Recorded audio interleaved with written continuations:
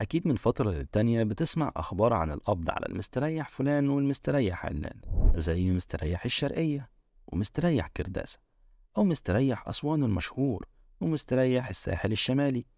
وأكيد بتستغرب المبالغ الضخمة اللي بيقدروا يجمعوها واللي وصلت في بعض الحالات لفوق المليار جنيه. وبعدين بتسأل نفسك، إزاي بيقدروا يجمعوا المبالغ المهولة دي بكل سهولة؟ وإزاي الناس بتقع كل مرة في نفس الفخ باختلاف الأسماء والطرق؟ ثم يعني إيه كلمة مستريح وجت منين؟ قبل ما أجاوبك على سؤالك، ما تنساش تعمل سبسكرايب وتفعل الجرس لو أنت على يوتيوب، ولو على فيسبوك اعمل لايك وشير. في البداية كلمة المستريح جت من شخص اسمه أحمد المستريح، ظهر سنة 2015 وقدر ينصب على الناس في أكتر من 200 مليون جنيه. ومن وقتها والاسم بقى يطلق على أي حد ينصب على الناس بنفس الطريقة. بس أنت محتاج تفهم الأول طريقة شغل المستريح وإزاي بيقدر يلم فلوس من الناس بمنتهى السهولة. لو فاكر إن أسلوب نصب المستريحين هو أسلوب جديد فأنت غلطان، لأنه عبارة عن أسلوب قديم ومعروف من زمان باسم مخطط أو سلسلة بونزي. والأسلوب ده متسمى على اسم شخص إيطالي من أكبر النصابين في التاريخ اسمه تشارلز بونزي. المخطط قايم باختصار على لم المستريح فلوس من الناس عشان يستثمرها، مقابل إن يديهم فايدة كبيرة ممكن توصل أحيانا ل100%. بس الحقيقة إن المستريح ما بيستثمرش الفلوس من الأساس، وأرباح المودعين بتكون عبارة عن تداول لرؤوس الأموال اللي بيجمعها من المودعين. باختصار، فوائد المودعين القدام بياخدها من فلوس المودعين الجداد. والمثال ده هيفهمك. فلو فرضنا شخص اسمه عمر هيدي المستريح 1000 جنيه عشان يستثمرهم مقابل ربح شهري 500 جنيه، فالمفروض إن في الشهر التاني ياخد ربح 500 جنيه، والشهر التالت ياخد برضه 500 جنيه، وهكذا. لكن اللي بيحصل إن المستريح في الشهر التاني هيلم 1000 جنيه تانية من شخص جديد وليكن اسمه أحمد، وهيدي منهم 500 جنيه أرباح عمر. وفي الشهر التالت هيلم فلوس جديدة من شخص تالت عشان يغطي منها أرباح عمر وأحمد، وهكذا.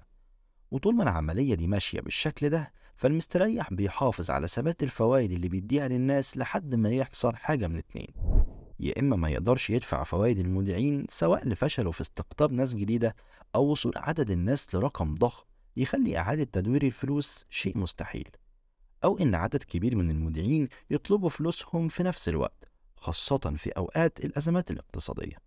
وفي الحالتين السلسلة بتنهار زي قطع الضمنة، وأي شخص موجود في سلسلة المستريح بيخسر كل فلوسه مهما كان حجمها.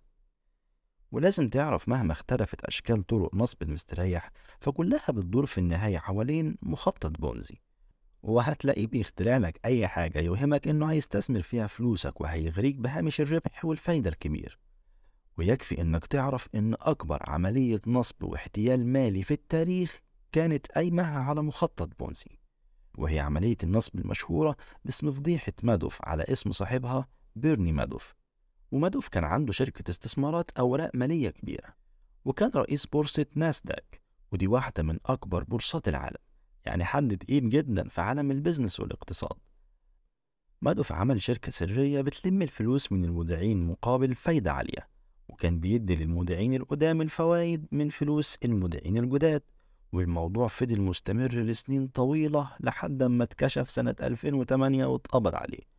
مادوف قدر يجمع أكتر من 50 مليار دولار، مبلغ فلكي وخيالي طبعا يخليه أيقونة عالم المستريحين. في النهاية اتحكم على مادوف ب150 سنة سجن، واعتبرت قضيته هي عملية الاحتيال الأكبر في التاريخ لحد النهاردة. بس محتاجين نسأل سؤال مهم: ليه المستريح بيقدر بكل سهولة يخدع الناس وينصب عليهم؟ والإجابة بسبب 3 عوامل: الطمع، وهم الثروة السريع، والجهل.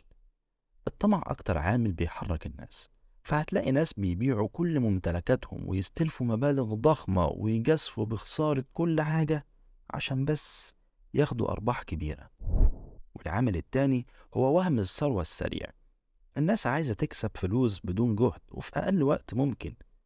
والعامل التالت هو جهل الناس بأساليب الاحتيال دي، وده بيخليهم فريسة سهلة لكل مستريح.